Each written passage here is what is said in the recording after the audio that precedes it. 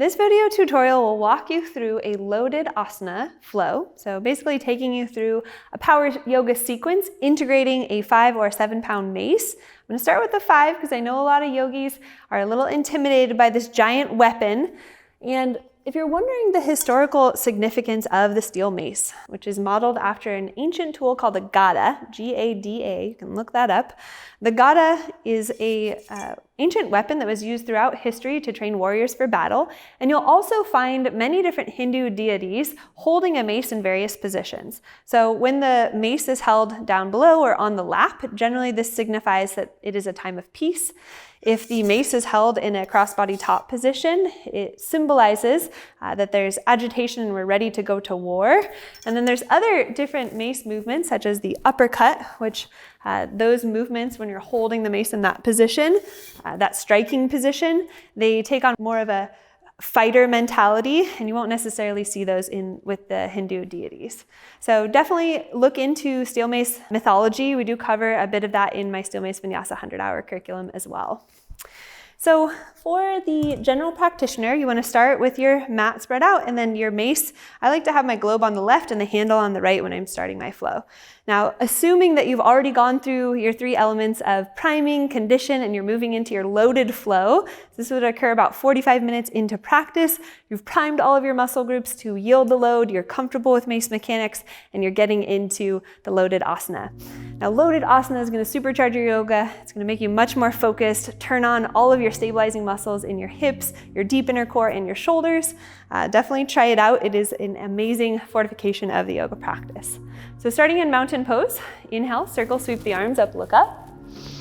On the exhale, hands through prayer, forward fold, hinging at the hips, let the head hang down.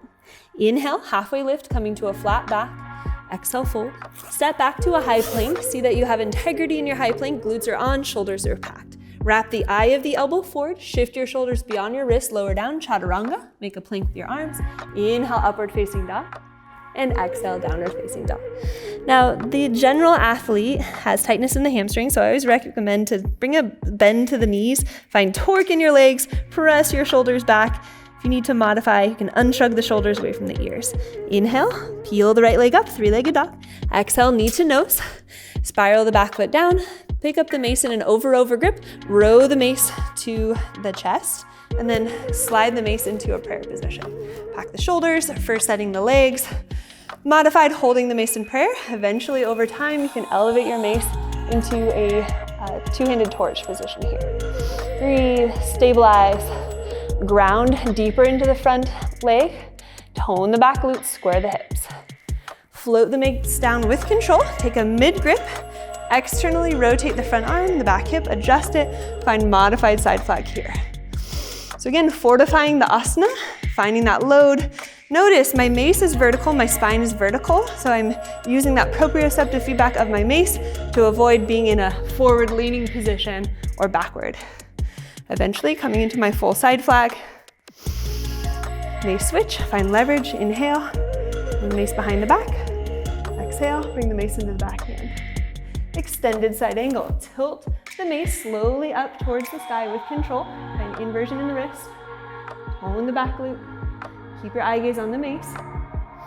From here, slowly come up to your warrior 2 stance. Mace switch, inhale and exhale.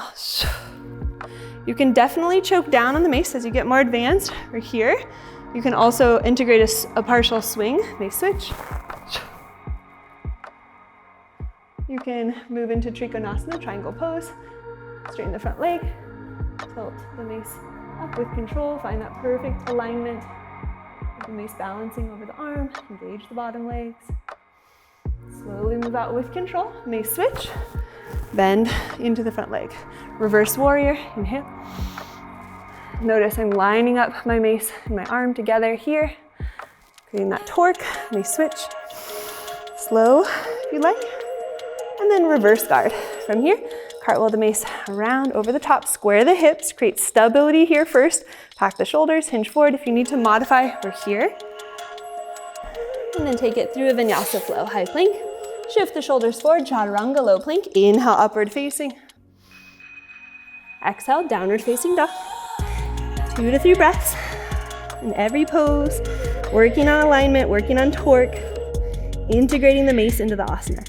Inhale, take left leg up, three-legged dog. Exhale, knee to nose, step through.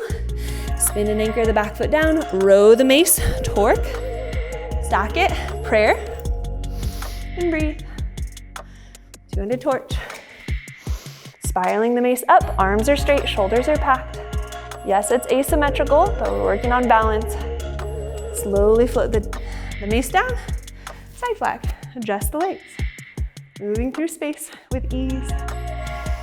Find the torque, inhale, and exhale. Extended side angle, tilt the mace up as you lower the body, see that your trunk is in line with your back leg.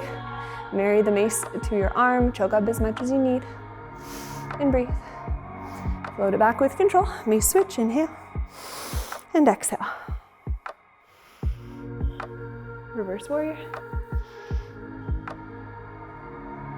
Back to side flag, mace switch, option for a swing. I'm gonna choke up a little bit here, Trikonasana. I've been working with the mace for a long time, so I tend to move into postures a little quicker. At first, you're gonna wanna move really slowly, able to stop at any point. Mace switch, landing in warrior two, reverse warrior again. So notice these power sequences look really similar to what you'd see in a power vinyasa class, but they're with a little bit of load, with an emphasis on alignment and structure. So it's really the ideal tool for cross-training, for yoga. It's light. It helps focus your proprioception, your balance, your drishti.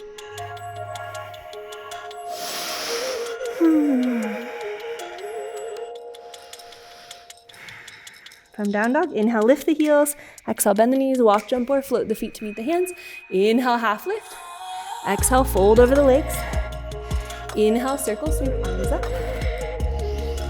And exhale, hands to prayer, hands by your side, mountain pose. And then you would perform that same exact sequence unloaded.